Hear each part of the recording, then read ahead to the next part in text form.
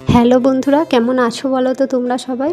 জানো তো বন্ধুরা, 2025 আমাকে অনেক কিছু শিখিয়েছে। 2025-এ অনেক কিছু শিখেছি, তাই 2026-এ এসে নিজের স্বপ্নগুলোকে ছোট ছোট পার্টে ভাগ করে নিয়েছি।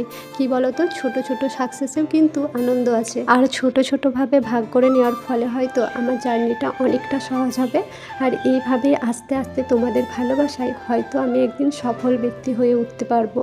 আর আজকে এসেছিলাম টুকিটাকি কিছু কেনাকাটি করতে। এখান থেকে সবজি নিচ্ছিলাম।